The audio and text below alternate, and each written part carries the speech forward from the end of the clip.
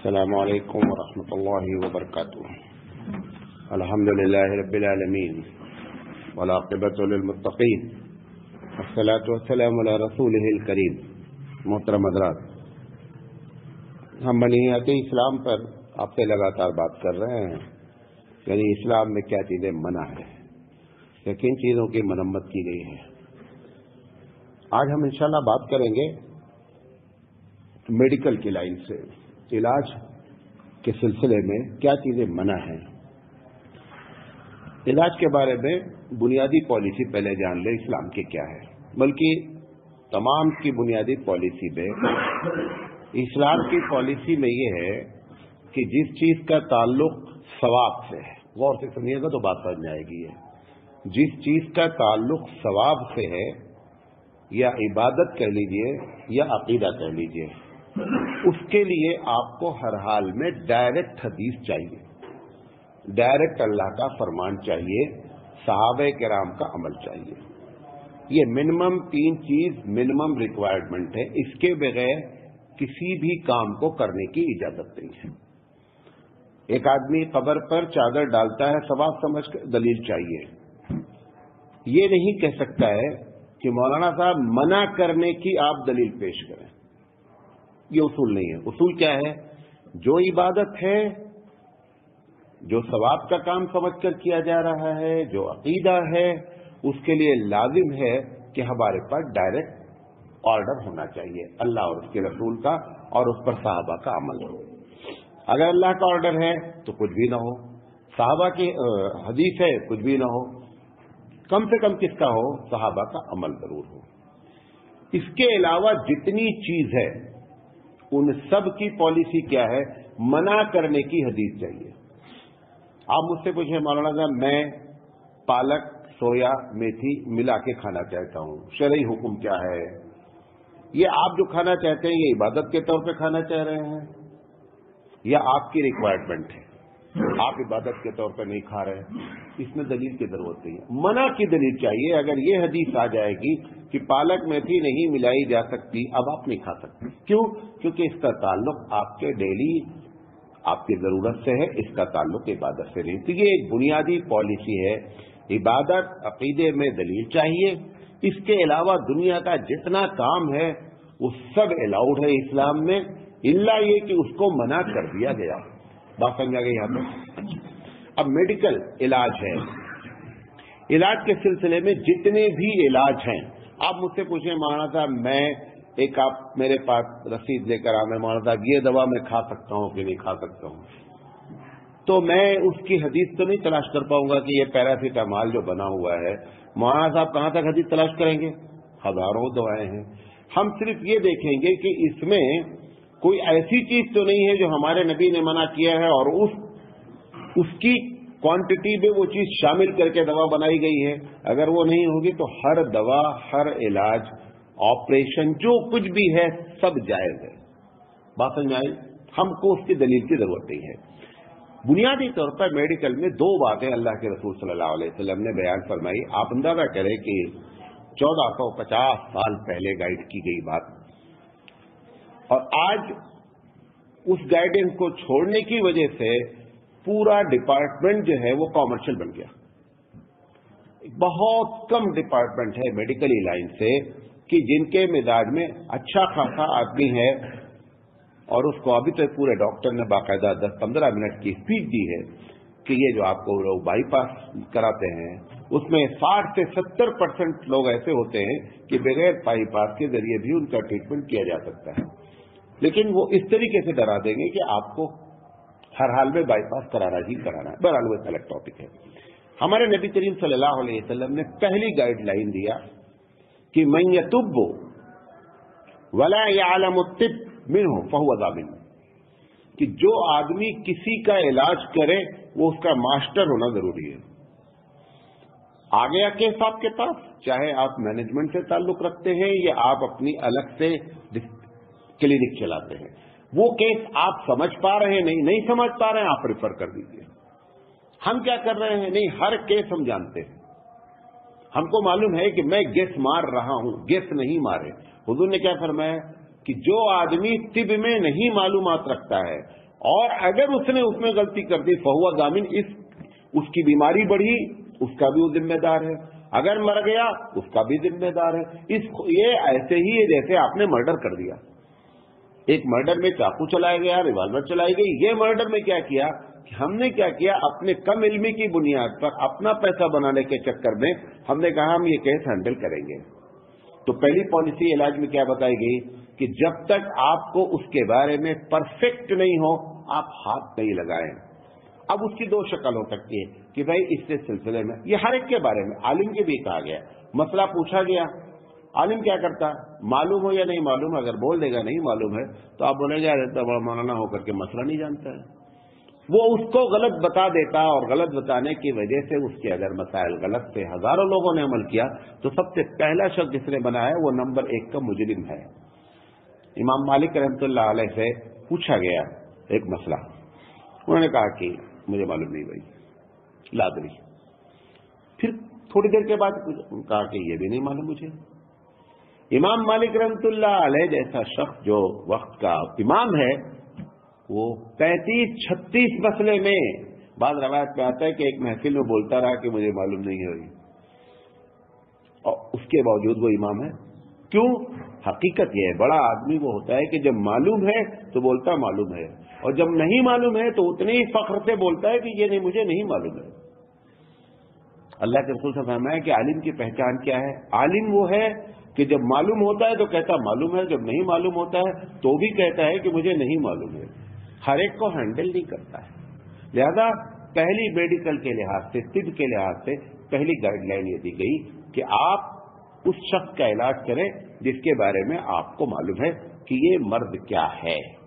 اگر معلوم ہے اب اس کے بعد دوا ریئیکشن کر گئی تو اللہ آپ کو، ٹھیک ہے پیشنٹ کو نہیں معلوم ہوتا ڈاکٹر نے کہاں غلطی کی ہے، لیکن اللہ کو تو معلوم رہتا ہے نا۔ اگر جان بوجھ کر کے ہم کو معلوم ہی نہیں تھا ہم انٹرفیئر کیے تو اللہ کی نگاہ میں ضرور پکڑے جائیں گے، بھلے جو ہے پیشنٹ ہم کو نہ پکڑ پاوے، لیکن اگر آپ نے صحیح سمجھ کر کیا غلط ہو گیا تو اللہ کی نگاہ میں آپ مجرم نہیں، بھلے دنیا والے آپ کو پر کیس کر دیں، اس کے چانسز ہیں کہ دنیا والے آپ کو پھنسا دیں، لیکن اللہ کی نگاہ میں آپ مجرم نہیں ہیں۔ تو یہ پہلی پالیسی ہے۔ دوسری پالیسی ہے مسلم شریف کی روایت، یہ روایت جو میں نے نقل کیا یہ ابو داؤد شریف کی ہے۔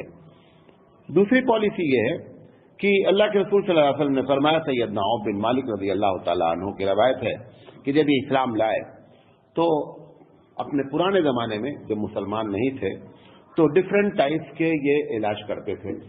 تو کبھی کبھی کیا ہوتا تھا کہ کسی کے پاس جاتے تھے، عاملین کا جو چکر ہوتا ہے اس وقت بھی عاملین رہتے تھے، تو ان کے پاس جا کر کے علاج کراتے تھے۔ تو جب اسلام لے آئے تو ان کو یہ ڈاؤٹ ہوا کہ یہ ہم لوگ جو اس کے پہلے ایام جاہلیت میں اپنے عاملین سے علاج کراتے تھے ان کے بارے میں اسلامک پالیسی کیا ہے۔ تو انہوں نے آ کر اللہ کے رسول صلی اللہ علیہ وسلم سے فرمایا کہ اللہ کے رسول ہم لوگ جب ایمان نہیں لائے تھے تو بہت سے ہمارے گرو تھے، ان لوگوں کے پاس ہم لوگ جاتے تھے، علاج کراتے تھے اور علاج ہو بھی جاتا تھا۔ تو حضور صلی اللہ علیہ وسلم نے فرمایا کہ جو علاج آپ کرواتے تھے وہ بتاؤ کیا ہے، یعنی وہ جو دم کرتے تھے وہ کس چیز سے دم کرتے تھے، کیونکہ یقینی بات ہے کہ جب ایام جاہلیت کی بات ہو گئی تو قرآن تو تھا نہیں ان کے پاس، تو کس چیز سے دم کرتے تھے؟ تو اللہ کے رسول نے فرمایا کہ اس وقت تک سارے دم جائز ہیں جب تک کہ اس میں شرک نہ ہو۔ یہ مسلم شریف کی روایت ہے۔ کوئی بھی کیوں اس سے پالیسی کیا نکلی؟ سارے علاج جائز ہیں جب تک کہ اس علاج کو اللہ اور اس کے رسول نے منع نہ کر دیا ہو یا اس کا تعلق شرک سے نہیں ہو۔ اب دو طریقے کے علاج ہیں، ایک علاج جو آپ کو نظر آتا ہے ایلوپیتھک ہے، ہومیوپیتھک ہے، جتنے بھی پیتھک ہیں سارے کے سارے۔ ایک ہے روحانی علاج ہے کہ جو علاج کرتا ہے بندہ اور نظر نہیں آتا ہے، کیونکہ عموماً روحانی علاج ہوتا اس وقت ہے جب ڈاکٹر کہہ دیتا ہے کہ ساری رپورٹ نارمل ہے، لیکن ایسا کیوں ہو رہا مجھے نہیں معلوم ہے، بول دیتا وہ کہ صاحب ہم یہ سمجھ رہے تھے کہ بی پی ہوگا تو یہ ہوگا، بی پی بھی نارمل ہے، ہم یہ سمجھ رہے تھے کہ شوگر ہوگا تو یہ ہوگا، شوگر بھی نارمل ہے۔ جب ساری چیز نارمل بتا دیتے ہیں تب اس کا دماغ کس کی طرف جاتا ہے کہ ہو سکتا ہے کہ جادو ہو سکتا ہے کہ آسیب ہو سکتا ہے شیطانی حرکت ہو سکتا ہے کہ نظر ہو، یہ تمام کی طرف اس کا دماغ جاتا ہے جب رپورٹ میں ساری کی ساری کیا ہو جاتی ہے، نارمل ہو جاتی ہے۔ اب وہ جو جا رہا ہے بندہ علاج کرنے، اس میں صرف ایک چیز کا دھیان رکھنا ہے، جس سے آپ علاج کرا رہے ہیں طریقہ علاج غیر شرعی نہ ہو، جو چیز دی جا رہی ہے اس میں شرک نہ ہو. اگر یہ دو چیزیں نہیں ہوں گی تو پھر اللہ کے رسول صلی اللہ علیہ وسلم نے فرمایا کہ سارے علاج جائز ہیں. بات سمجھے میری؟ ترمذی شریف میں ایک صحابی وہ الفاظ بھی نقل کرتے ہیں کہ ہم جب پہلے اسلام نہیں لائے تھے تو وہ جو علاج کرتا تھا بندہ وہ یہ لفظ کہتا تھا. وہ جو لفظ حدیث میں ذکر ہے وہ عربی الفاظ نہیں ہیں، وہ الفاظ اس کے ہیں. کیا الفاظ ہیں یہ کوئی نہیں جانتا. وہ کہتا ہے، وہ صحابی کہتے ہیں کہ ہم جب جاتے تھے تو وہ یہ پڑھتا تھا. اس کو عربی میں پڑھا بھی جائے لکھا بھی جائے تو پڑھا نہیں جا سکتا وہ عربی. حالانکہ ترمذی بھی کی حدیث پہ وہ لکھے ہوئے ہیں الفاظ، تو وہ اس کے لفظ سے عجیب و غریب لفظ ہے. تو اللہ کے رسول صلی اللہ علیہ وسلم کے سامنے جب انہوں نے، یہ دوسری حدیث پیش کر رہا ہوں، جب اللہ کے رسول کے سامنے انہوں نے کہا کہ یہ وہ لفظ سے جھاڑتا تھا تو حضور صلی اللہ علیہ وسلم تھوڑی دیر خاموش رہے.